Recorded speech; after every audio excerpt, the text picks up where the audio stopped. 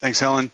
Appreciate the warm introduction, and thank you all on behalf of SolarWinds, Climb, Channel Solutions, and Loop One for attending today's webinar. So, as Helen said, I am Jordan Tata. I'm the Director of Customer Success here at Loop One, and as you can tell from my photo here, I've not had an updated version of my headshot taken in about 15 years. So, as a loopster, as we call ourselves, I've been here about 6 years. I've worked hand in hand with SolarWinds that entire time. Prior to that, I came from Merrill Lynch, and in a previous life, even before that, I was a professional athlete with the Detroit Tigers. So diverse background, but I finally ended up in the role that I wanted, which was a services partner of SolarWinds. So excited about the webinar today, and excited to be chatting with you today, Sean. Do you want to tell the nice people who you are? Yeah, thank you, Jordan. Um, as you can see from my photo, I still have a beard, but I've tried to grow a little more hair. I'm a solution architect with SolarWinds, and my background is in all things ITSM, coming from both being an operational user of ITSM solutions as well as now supporting SolarWinds Service Desk, the ITSM solution provided by SolarWinds. So my background again is in all things ITSM. I'm an ITIL managing professional and strategic leader, so I have a lot of study in the ITIL space. And I just love these thought leadership conversations, and I'm super excited for our talk today around ChatOps. Awesome. Yeah, me too. And thank you so much for being here. All right, so to kick things off before we let you get into the good stuff, just a bit about Loop One.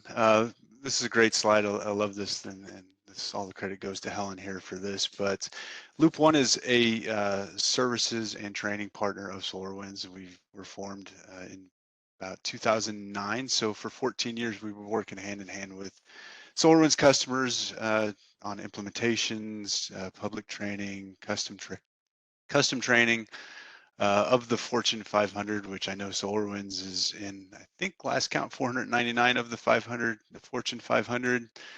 We won't talk about that one that you're not in. We'll get there though. Of those clients, we've worked with over 250 of those. So providing those implementations and training on behalf of your customers.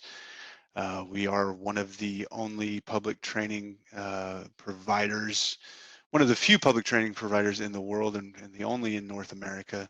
And I think we are the only public training provider that does provide virtual labs in our public training courses. So it's a distinction that we're very proud of, and our owner, Bill Fitzpatrick, has worked hard to develop that curriculum and maintain a robust class set. 11 now courses that we offer. We've got over 100 employees across the globe. You can see we've got 5 locations, so we are able to fulfill that follow the sun model with offices here in the US in Austin, not too far from the SolarWinds headquarters. We've got offices in Cirencester in the UK, Cork, Ireland, Colombo, Sri Lanka, and in Germany. So yeah, again, true follow the sun. Our staff are all full-time SolarWinds certified professional engineers. We do have 38 on the delivery side, but Helen, we need to talk about this slide because we've got 5 or 6 at least that are on the pre-sales side. So when you call us, you're going to speak to someone who's a SolarWinds certified sales expert, as well as a solutions architect who is a SolarWinds certified professional.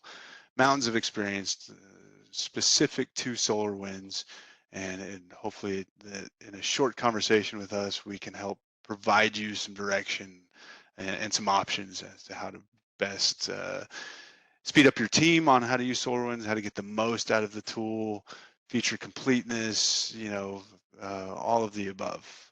We've seen it all, and hopefully we can have a chat with you and help you out. On the right of this slide, you'll see some of the other partners we work with. Our owner, Bill, has been very intentional about finding products, solutions that are complementary to SolarWinds. So don't be fooled by that. We are 99% of the day working SolarWinds environments, and that's how we spend our time. And you can see the recognition from SolarWinds that we've done a fairly good job of it over the years. So again, thank you for coming. That's a bit about Loop One. specifically to SolarWinds Service Desk, this is just a brief slide of how we can help you. One option is clearly with SolarWinds Service Desk. SolarWinds new deployment services options are a choice. If you have Service Desk or looking to buy Service Desk, there are 4 levels of deployment services that are available now with SolarWinds. As an elite partner of SolarWinds, we help provide some of those implementations. Not all of them, but we do work hand in closely with SolarWinds to help as a third-party service provider to help cover some of that backlog for SolarWinds. So there's a chance that we'll be working with you.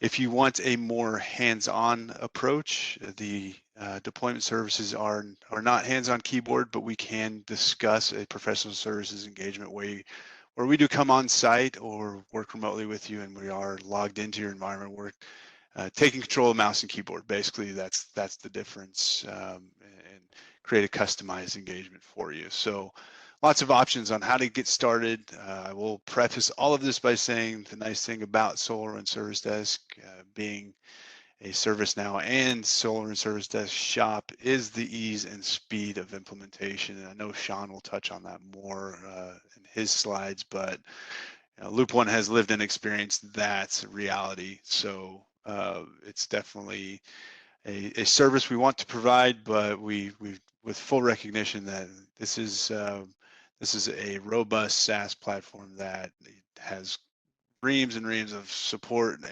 documentation out there to help you get up and running quickly. And with that, I will turn it over to the reason everybody's here is to hear from Sean, not this old sales guy here. So Sean, take it away, my good friend. Thanks again, Jordan. And yeah, I appreciate seeing that, because while SolarWinds is, what we pride ourselves in is our software, our products. And, on my side as a solution architect, my ability to help you understand how the product can help you. But with Loop One's help, they're the experts at using those products, the experts at helping you get into those products. So I think it's a fantastic partnership. Love working with Loop One, and really appreciate all that you guys do for us and our customers as well. So Awesome. thank you for that. Yeah, let's roll on in then. So, why SolarWinds Service Desk? Kind of took one of Jordan's points. Well, first you see cloud-based up there. So that's just a fact. It's cloud-based. You don't really have to do much of anything to get into it. It's one of those sign-up pages where it's so easy. You're like, man, I'm already in. How did I do this? So you sign up, you get in, and bam, there's a platform ready for you to use. So one of my favorite parts about it is that rapid ROI. So while services are still necessary, if especially if you're a smaller shop and you don't have the hands, or if you're a huge shop and you got too much built out that you need help configuring, those are where services can be helpful. But the product by design is simple and easy to use. Right? We want anyone to be able to manage this kind of product and platform. So we build it for everyone. For one of our key stakeholders might just be the service desk manager. Someone can do their job managing their team, but also if they needed to spin up a new service request, easy to do, all UI based. So modern technology design, right? We're keeping that as part of the product, that beautiful user experience, not just for the requesters and end users, but for you as admins as well. So it saves time and money, right? The fact that it's cloud hosted means you get to be focusing on the work and not hosting the solution that's helping you manage the work. So these are just some other things that we want to help get you focused on what you're actually supposed to be doing, rather than hosting the solution yourself and that's causing you trouble, or there's performance issues. Leave it to SolarWinds. We'll take care of that, and you take care of your business. And then down there at the bottom, I think one of the best stories that we can tell as SolarWinds, because we do have a wealth of products in our portfolio, is let's talk about our integrations. Right, a big theme for SolarWinds right now is talking about better together. And most specifically right there, we're calling out Orion, which is probably the most well-known platform in the SolarWinds product portfolio. And that Orion platform hosts, a ton of other products. And now with HCO, or Hybrid Cloud Observability, they're both going to share the same integration capability with the service desk. right? So there's other integration options with Service Desk and other SolarWinds products, but right there we're specifically calling these two out because again, it's the most well-known, most widely adopted, that Orion platform. So when we're talking about that, we're talking about alert integration, so having tickets automatically generated based off of alerts that are being triggered in Orion or HCO, as well as asset management, right? If we're already discovering these network or server application assets, if we're already discovering them and managing them and monitoring them in our Orion HCO platforms, wouldn't it be nice if we also had those assets in our service desk? So that's why we like to focus and capitalize on that one. There are other integrations with SolarWinds products, but we're focusing there on Orion and HCO. Yeah, that's certainly one that we've seen over the years that I don't know how many engagements we've been asked to integrate SolarWinds with a third party ticketing system, and to have one that's finally native. It's exciting for us to have those conversations as well. Whereas we like selling development services to help create custom integrations, it's nice to have something native out of the box that just works, and it's really cool to see. So we're excited as well as a third party services provider.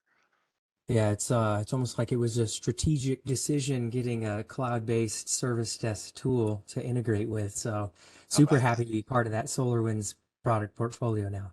Fantastic. All right, let's keep moving along. There we go. So just kind of a little bit about Service Desk. We'll call this Service Desk at a glance here. Love the colors to kind of represent the different product areas we'll focus on. But at the top, the first thing we see, which is rightfully so, is employee engagement. Because what are we doing in Service Desk and service management in general is servicing the business, right? We're providing value, we're supporting services, and it's mostly all coming from the employees, right? We want to keep those employees busy, we want to keep them operational, and one of the best ways to do that, which is very well themed with this topic today about ChatOps, is let's meet them where they are, right? Let's make that engagement easier to use. So, it is fairly omni-channel in the sense of we've got a service portal, there's a mobile app, there's chat, there's email options. And with that, just, we'll see some slides throughout. It's not just chat in a portal, right? We're going to try and meet you in your chat tools such as Teams or Slack. So employee engagement, it's rightfully at the top of this here because that's where service starts. Moving down into the green section here, process automation, we'll expand a little bit more on some of the service management practices. You see some ITIL buzzwords in there: incident management, problem management, change, service catalog, SLAs are going to be in there as well. So I'd mentioned about the rapid ROI, easy to use, easy to administer. Getting these practices into your organization fast and easy is one of the things that Service Desk is all about.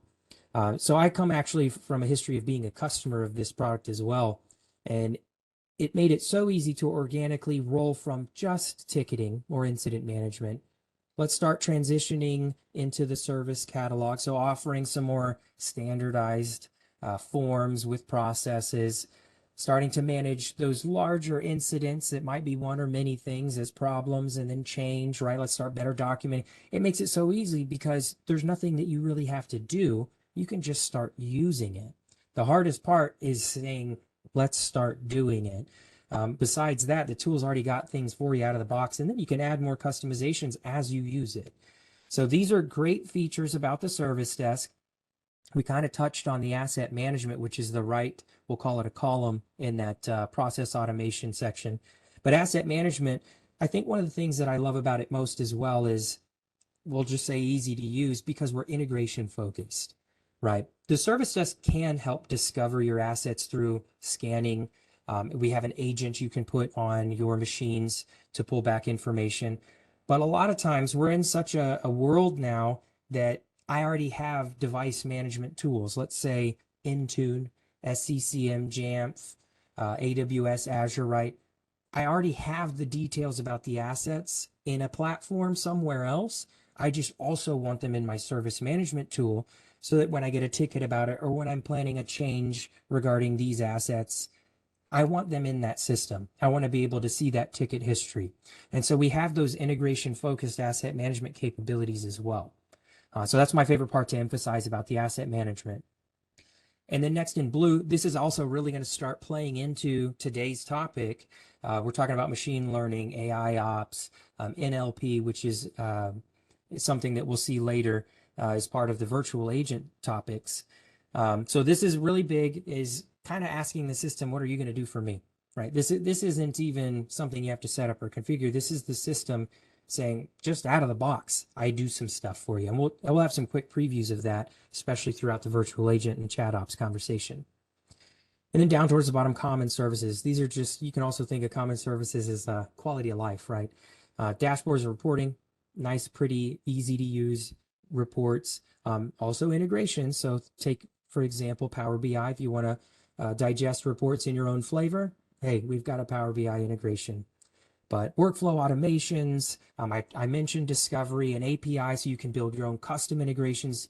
If you have a custom app or a product that maybe isn't quite as well developed natively, we've got REST API, so you can access those and create your own custom integration. So SolarWinds Service Desk at a glance. This is a good slide for us to be able to kind of just try our best to summarize what a big platform can squeeze in again into one slide. But it is a big platform, so there's so much to it. And of course, if you have questions, try and ask, and we'll see if we can get to them while we're in session today. If not, we'll get to them after the call. So good timing. It looks like we do have a question about user that they use Intune. Is there any charge to integrate this into SolarWinds Service Desk, or is it included? Yeah, so the feature itself doesn't have a cost. I don't want to get too much into licensing today. This is definitely something that if you're a customer of both the Service Desk and Intune, definitely engage with your account manager. The way that assets are billed may vary depending on our customers. So engage with your sales representative, your account manager. Just in short, it's per asset discovered.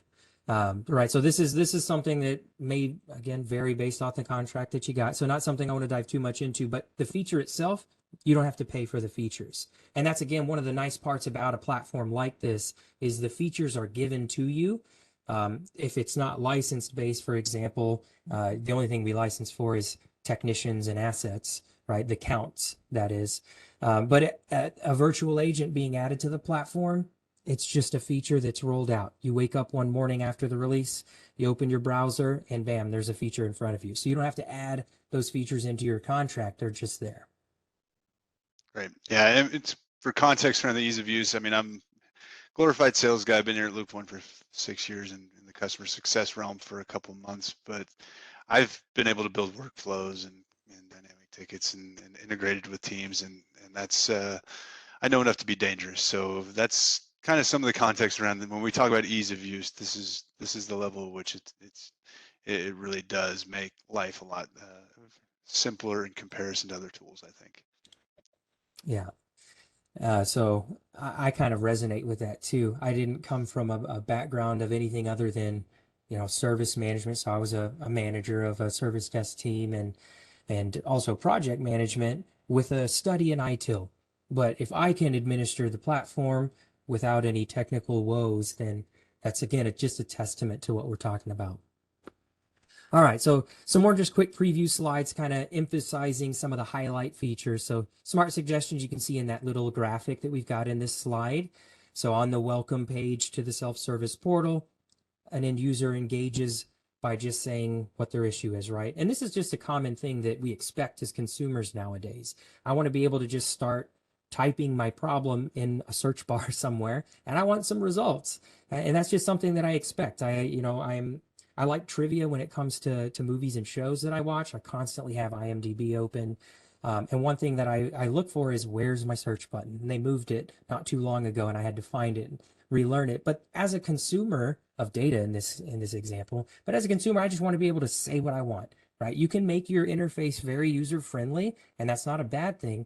But just talking about a modern end user, I want the system to just let me say what I want, and then it's going to make suggestions for me. And that's, again, going to theme super well with a virtual agent, something that I can just chat with, right? Here's what I want, and have it give me some results. So we're trying to really drive that smart suggestions and self-service. And again, out of the box. Nothing you have to do. It's just going to start suggesting articles, looking at context of the articles that you've created as you've leveraged an article to respond to a ticket. That helps strengthen the machine learning so that it's going to better know to offer those articles next time someone starts putting in those that context, those keywords.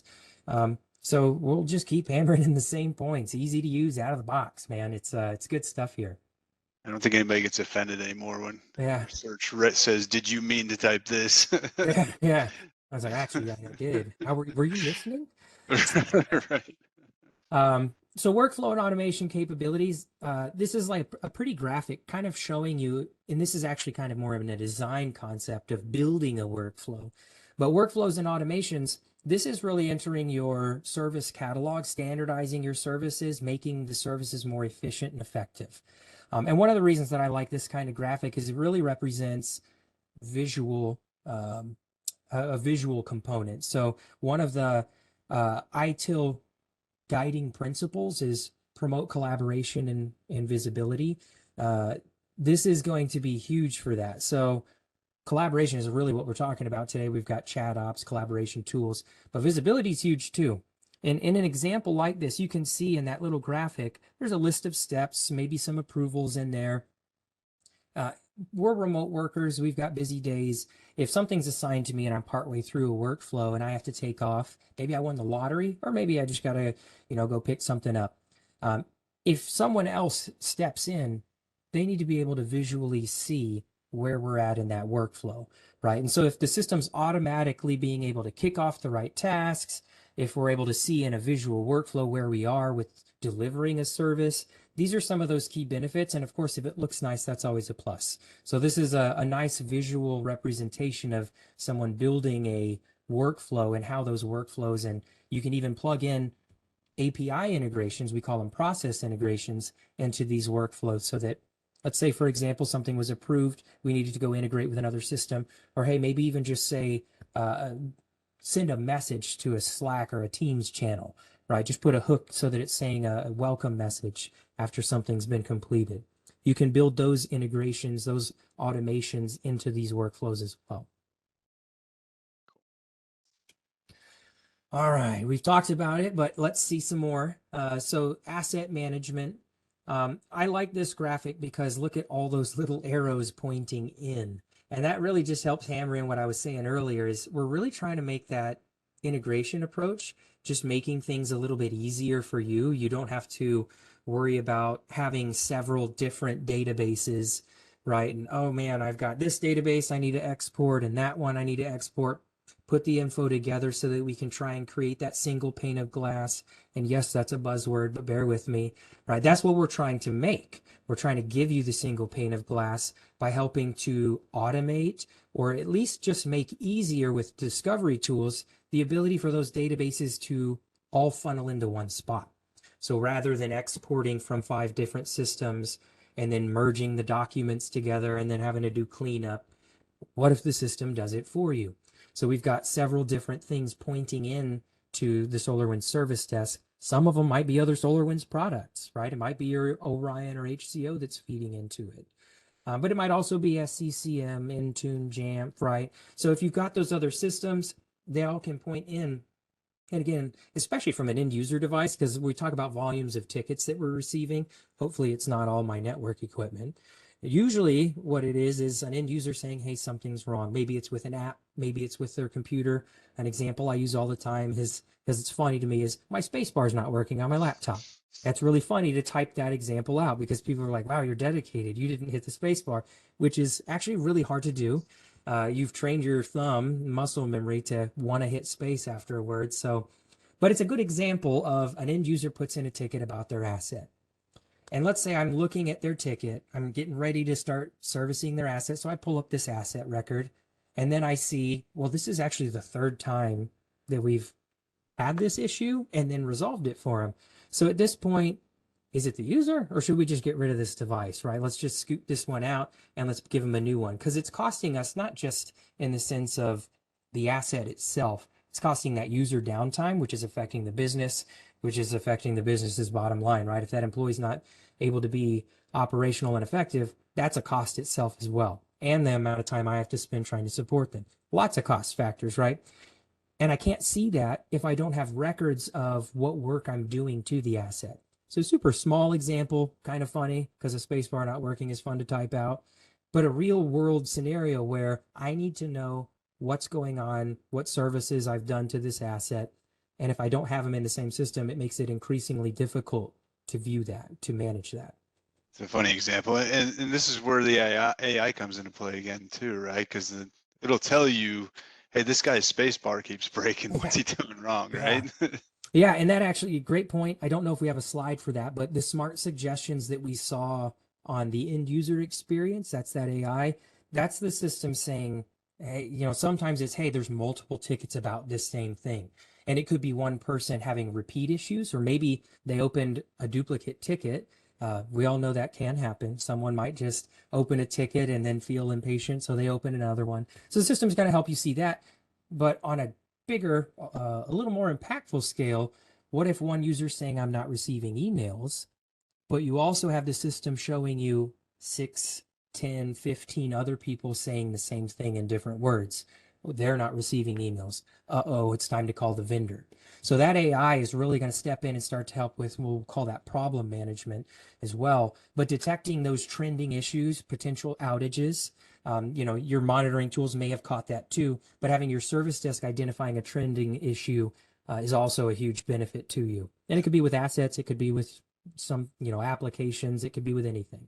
And you can easily grab all of those and respond to all of them in bulk in that scenario, right? Yep. So super nice features there too, bulk management, bulk resolution. And to the end user, they're none the wiser, right? As far as they're concerned, someone sent them a message, right? But it's actually for you as a technician as easy as put it in one comment box and send it to them all. Yeah, very cool.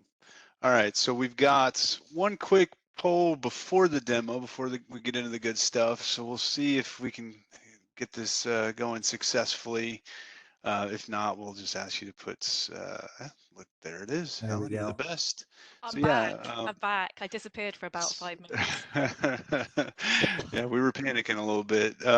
But yeah, so do you currently incorporate ChatOps into your team's workflow? So this, spoiler alert, that's what we're gonna be talking about here, and that's what the demo is gonna go into, but let's take a look and see what people are doing. And this will be open for another about 30 seconds or so. Let's give Sean a chance to get his demo up and going. Yeah, thank you. And I like this as a thought leadership topic. Chat ops it's one of those things that's been happening and you've probably been using whether you realized it or not. Chat ops might just be the buzzword or marketing word around it. Right, but it's the idea of increased collaboration and a lot more effective and efficient work is being done as a result of this. And again, why we're trying to meet folks where they are. So we've still got a need for service management tools, but wouldn't it also be nice if some of my service management could be part of my chat ops? Absolutely. So it looks like results are in. We've got a couple folks that are using it regularly, a couple that are planning on it. We've never used, about five folks have said we've never used, and then there's a decent amount that we're not sure what it is. So this will be perfect. Let's jump right in. Yeah, so we'll Hand jump over. into a demo here. And then we do have some conversational topics about what is chat ops that we'll get to after the demo. But let's just start looking and right now, kind of just taking from what the name chat ops is. Chat, right? We think about conversation. So it's a lot of it's going to revolve around our ability to converse, to be more collaborative. And most specifically in our example right now, we're going to be talking about virtual agents. So I do have us right now on the SolarWinds Service Desk self-service portal. So this is where an end user would land. And down in the bottom right here, we have a virtual agent. So again, when I think about modern end users, chat's nice, especially because I can kind of start chatting. And if I want to step away, I'm not going to offend a person because it's a bot. It's got all day, right? It doesn't get tired. It doesn't get bored. It'll sit here and it'll wait for me. And I can come back and just start chatting back with it again.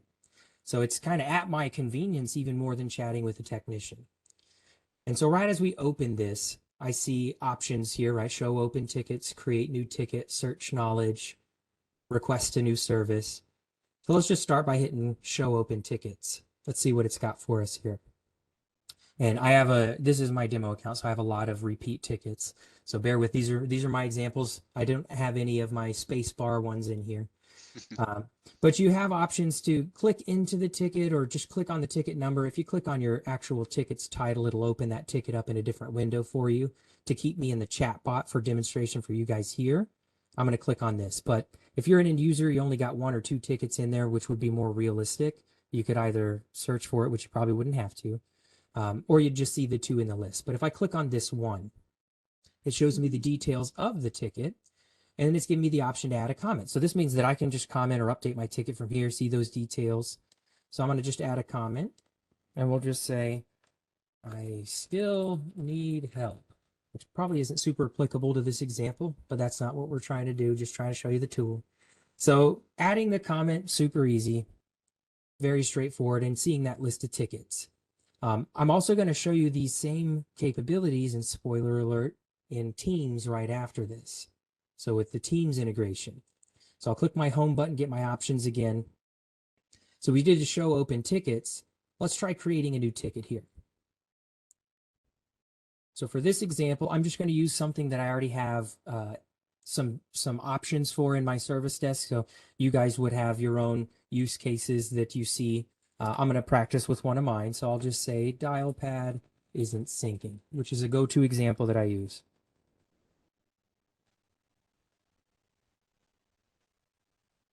All right, so I say it's not syncing. I'm going to pick some appropriate categories and subcategories. There's dial pad. So let's hit create.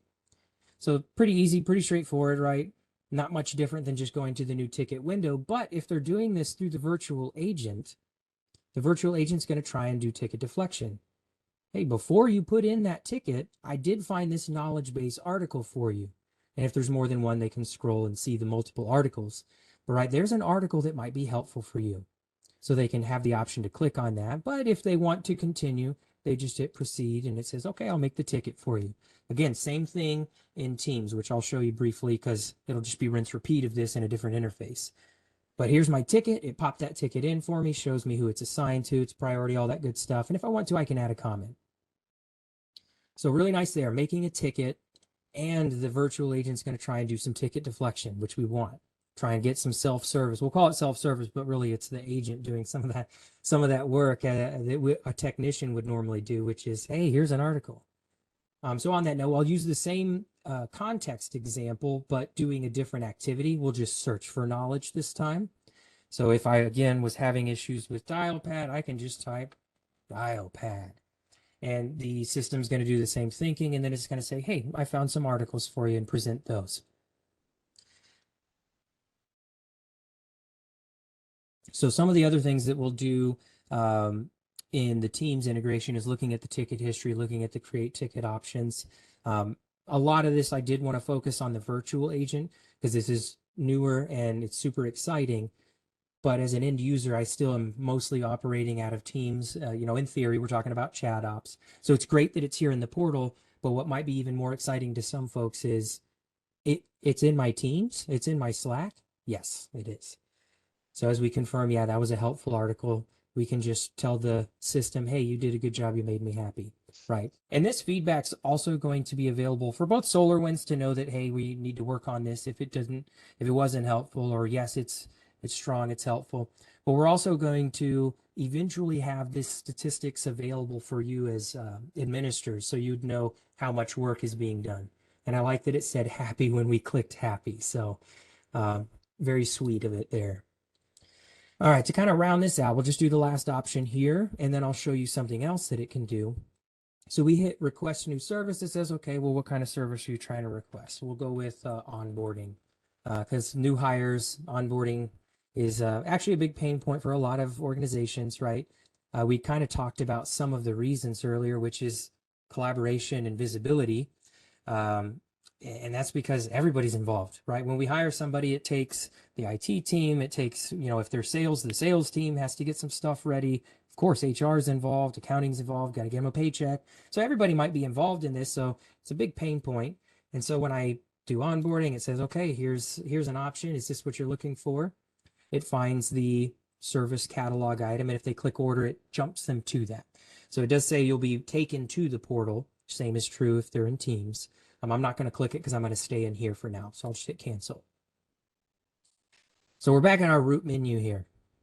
So one thing that I know end users may want to do is say, I'm done with this agent. I just want to talk to a person. I know that happens, right? You're on the phone. You got that that menu that's just giving you options. You just start saying representative, right? Or you hit 0 trying to get to an operator. This has capabilities for that too. Because I like putting funny stuff on screen, I'm just going to type banana a few times because that exists nowhere in my service desk. And so if the agent says, man, I have no idea what this guy's asking for, it's going to present us with an option for chat with a live agent. If they don't want to do that, of course, they can just type chat with an agent, right? They can just put a prompt in there and it's going to look for language that says, I need to chat with an agent. And as they do that, I demoed this a little bit earlier. Help, Mr. Agent. Howdy, customer. I was chatting with myself because, well, there was no one to talk to. I'm both the requester and the tech. So it took me to my old chat, but I can hit start a new chat and it'll say, okay, we're going to put you at the front of the queue. So we'll say, here's a message and we'll try it again. We'll say, is it Jordan with an O or an A? With an A. A. All right, so we'll say, Jordan, help. And he's not in there. He's not going to talk to me. That's okay. I'm not offended. But this is what your end user experience looks like, right? So you're number one in the queue, gives them a kind of an expectation of when they'll be contacted by an agent. And then, I could chat with myself, but it'd be just as silly as what we just saw. So this is a great example, kind of a quick walkthrough of some of the capabilities that we'll see with the virtual agent. And again, this is something that I'll repeat for you real quick in the Teams interface. Before I jump over to Teams, Jordan, did any other questions come in? Anything else we want to bring up? Nothing in chat, but I guess one for me, and forgive me if I'm painting in a corner, but on the back end, would you, as an administrator, see something, get a prompt like that says, hey, the spacebar guy is typing banana over and over again? What does that look like on the other side? Let's see if I can pull that up. I will have to un-F11. We'll go over here. So as a technician, I've got this prompt here. Here's my previous message there. I was just talking to myself. But this over here is indicating that there's a new chat, right? So there's one person in the queue we accept. And if I want to talk to Banana Man here, I can just say banana back, right? Awesome. And from a technician's perspective, you can convert this chat into a ticket. You also have options to leverage your knowledge base, which we'll call solutions. So insert an existing solution, or if you have a file on your computer you want to pop in, then you can do that too.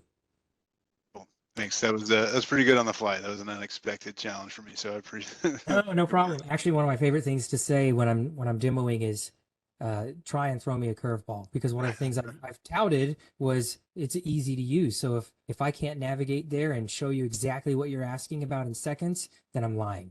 So, I do accept those challenges. I encourage it because it just lets me prove easy to use, right? It's super easy to navigate. Anybody can do it, and it's fast, right? You can just click on the tab you want, click on the button you want, and bam, there it is. No like significant load times, which is a nice part about it being cloud hosted, right? We take care of the performance for you. Fantastic. Okay, so I am in Teams. And again, like I said, I don't need to spend too much time here because everything that we just did in the virtual agent on the platform, it's going to look the same here. So we've got the same options. I can show the ticket, search knowledge, request. So just to put, my money where my mouth is, let's kind of walk through it. I say search knowledge, it does some thinking, and it says, sure, tell me what you're looking for. We'll say dial pad. This is going to say, okay, let me think, and then we'll see the little thinker down there. And then it's going to give me the same kind of presentation or the list. There was a handful of dial pad articles I have, so it's getting them all. That's why this one takes a little longer than the onboarding ticket, for example. But it's going to present us the list of options. One of the things that I really want to focus on, it besides just the virtual agent, like I had said, is if I'm an end user and I'm here in Teams, a lot of it will maybe be less of using a virtual agent, and it might be just looking at my ticket history. Again, I'm an admin. I demo this all the time, so I have a bunch of the same examples over and over. But an end user might not, right? They're probably gonna have one or two things in here. So when they come in, they say, okay, I just want to see my tickets. And I'm just trying to look at this from the lens of a practical user, where it's more realistically going to be. They already put the ticket in. They're going to come here and say, okay, let me just see this ticket. Let's check out some more details. So here's my ticket. I don't have any comments in there yet. There's the details. So I come here and I can say, I still need help. And this is really, again, meeting the end user where they are. So this is valuable because the end users in teams every day, they're talking to their boss, their peers.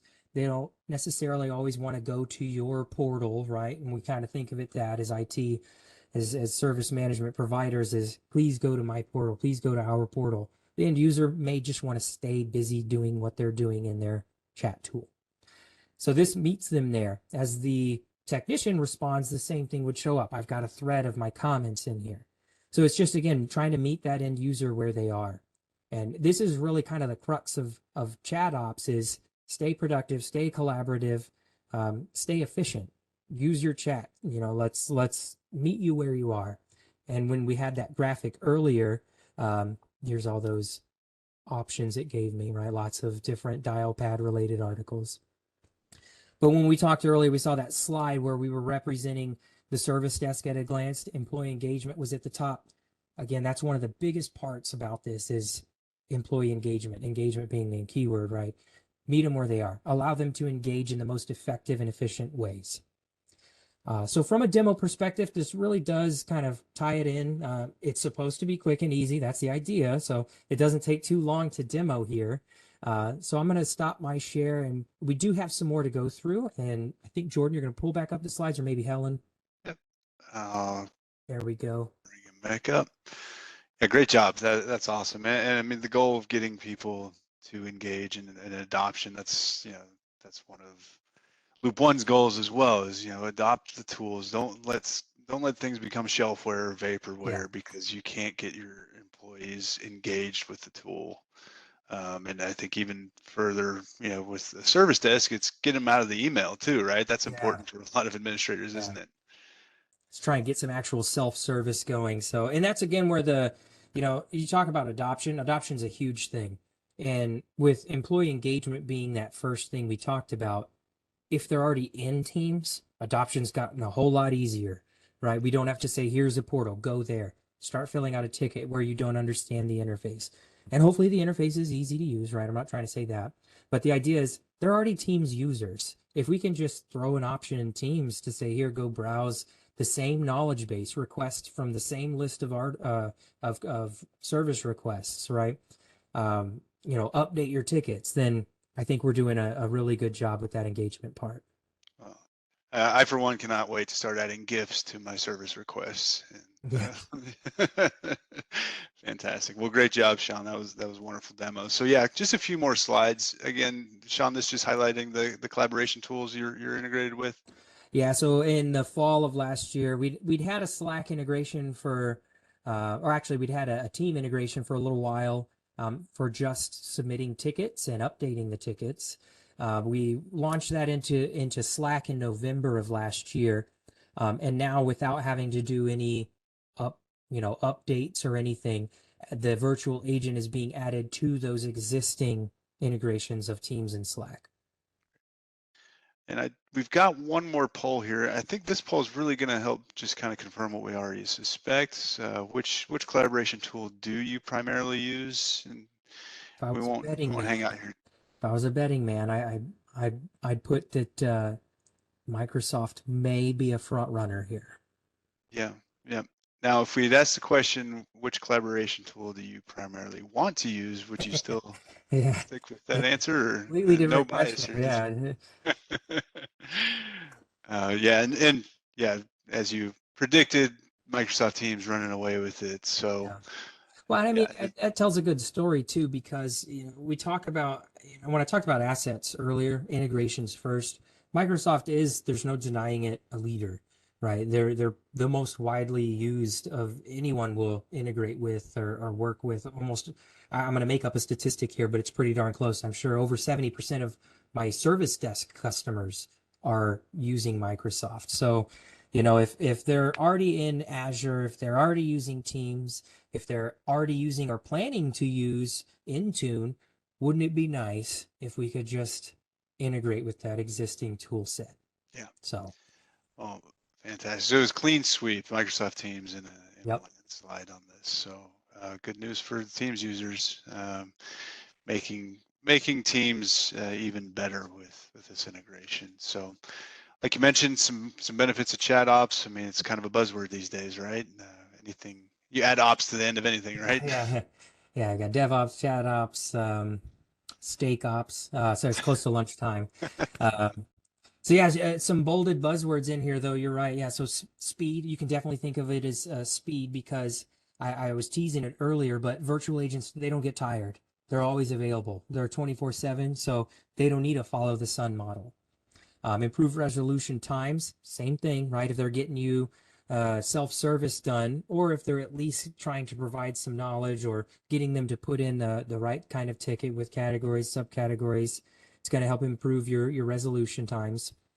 Um, Detection, response, resolution. So especially once the data from the virtual agent, something that you as an administrator in your organization can leverage to say, well, here's the things we're getting asked about the most, and here's the thing that knowledge base articles are answering the most. That kind of stuff is going to be huge for improving those responses and resolutions, right? Identifying what issues we're having. And then eliminate information silos. I think this is true with service management in general, not just ChatOps. But again, if we're getting all of our support teams in the same platform and it has ChatOps, then we're eliminating those silos, right? Silos is a problem where everyone's got their own disparate system. But if, and we can even say maybe you still have your own system, but if they're all integrating with Teams, for example, then we're again giving the end users for engagement opportunity the opportunity to stay in Teams, right? And then they can do their service desk in the service desk app in Teams. So they can stay effective, stay efficient in their tool. So yeah, good slide. I think our next one's probably going to be one that folks want to come back and visit, you know, especially if they're trying to say, oh, I want this, I need to sell this upstairs, right? Statistics. Who doesn't love Yeah, statistics, right? love it.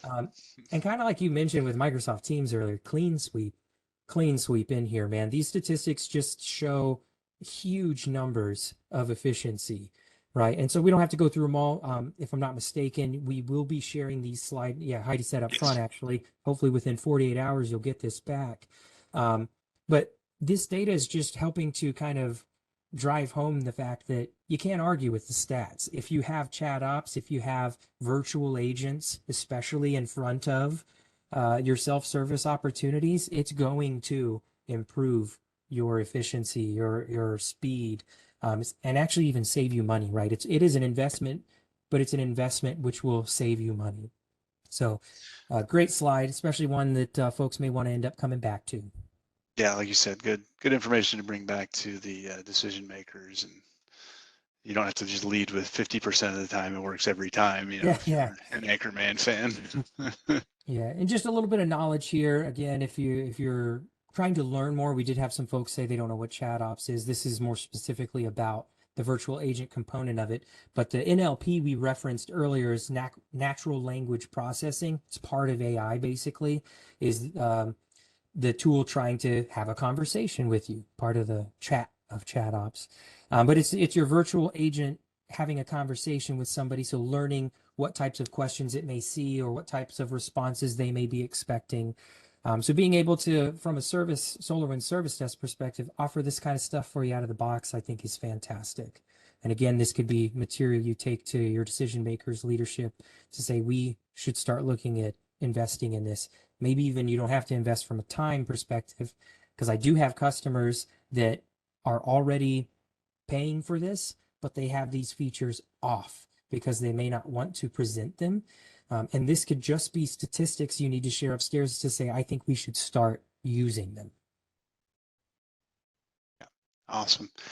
At this point, we are at the Q&A phase. So you survived the slides. You saw a great demo. Obviously, the chat was open from the outset, but if there are any additional questions, we'd love to have them. Helen, do you see anything in the chat? I'm not seeing anything, Jordan, but then I'm not seeing any chat or Q&A at all at the moment, so I wouldn't rely on me. Okay. Let me just double check before we move on. And obviously you'll get our contact information as well.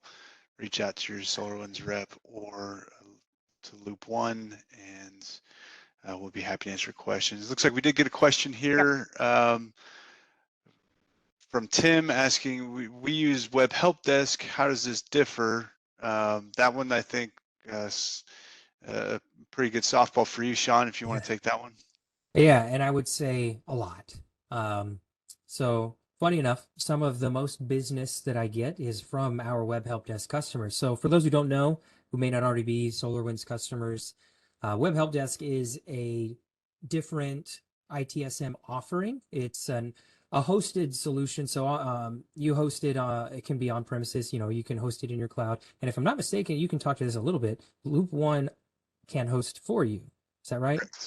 Correct. We do have a hosted web help desk solution here. Absolutely. So Web Help Desk is a completely different offering, but it's still in the ITSM space. To try and not get in trouble with my marketing or legal teams, I'll just say that it is closer to a ticketing system where it does have some asset management capabilities, but it's going to vastly differ from this. So the technologies themselves and how they were designed are completely different. So when we're thinking about this, it's not a newer version of Web Help Desk. They are different. It is a different offering. So I like to be clear there. But the Service Desk versus Web Help Desk is going to offer, well, first of all, it's going to offer the AI machine learning, the smart suggestions, virtual agents, integrations with Microsoft out the wazoo, and tons more discovery options. And it's cloud hosted, multi-tenant, meaning you don't have to do any of the work for it. You just get to use it. And as features are released, they're just there. So you don't have to do upgrade or updates. As features are released, you just get them. And a little bit from an investment standpoint, there is much more investment in the service desk right now. We're not end of lifing Web Help Desk in any way. It's not going away. There's need for on-premises solutions out there. So it's definitely still part of our portfolio and actually receiving updates. I believe we just had an update for Web Help Desk in the last couple weeks. But the service desk is a bigger point of investment for SolarWinds, right? Primarily because integration first, right? Something I've said thematically throughout today's conversation is the service desk is there because we want a tool that can integrate with our other SolarWinds products, as well as other tools like the Microsoft Suite, Teams, Intune, Power BI, etc. Yeah, I think correct me if I'm wrong here, Sean, but the release cycle or new feature cycle for SolarWinds Service Desk is about every other week. Is that not true? It can be as often as twice a month, at least once a month, but we have a very regularly updated what we're working on page. And a quick plug for THWAC. If you are a SolarWinds customer, you may have already heard of the THWAC community. That is our customer-based community. But the THWAC page for what we're working on is regularly updated. In fact, I think it was updated earlier in March. And it's updated at least quarterly with features that have just been released and stuff we're actively working on. So yeah, we try and get it to twice a month if we can. Sometimes holidays get in the way. Sometimes priorities change when things are released, but it is very, very rapid development and deployment for features. Tim, I would say if that doesn't cover your question, I'm sure there's more materials we can dig up for you to show kind of what the differences are that matter most to you as well. If you want to set up a call or shoot an email, we'll happy to send more information. All right, so that looks like it's it for questions. Again, don't hesitate to reach out after the fact, but just kind of to recap here, what are next steps if you are interested in Service Desk? There's lots of ways to try it out. One of them that we're currently working on with the client right now would be what they call an engineer-assisted POC, where SolarWinds will help you kind of do an implementation over the course of a 30-day trial. That one's been highly successful in the ones that we've tagged along for at Loop One. And Also keep in mind that if you are currently a SolarWinds Service Desk user and you want to become certified, there is now an SCP for ITSM, or the Service Desk SCP. Anything else on this slide? I don't know if I'm talking on your slide here, Sean, actually. No, I think this is somewhat of a shared slide, right? We Yeah. are elite partners, so a lot of what we do at this stage kind of does commingle. But yeah, I think the most important thing you said is if you have questions, please don't hold back. Let us know. Shoot us an email.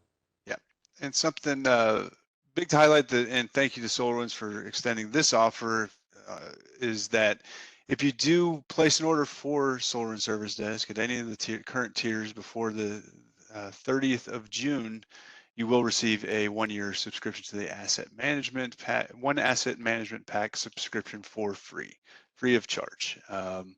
So that is, I believe, $500 or $600 value, something like that. But at the very least, if you're interested, call your SolarWinds rep, call Loop One. We're happy to connect you with information, run POCs, run demos, whatever information you need or questions you have between the two groups here, and of course, Climb Channel Solutions. We're happy to get those questions or concerns addressed for you. So that's it for slides. Helen,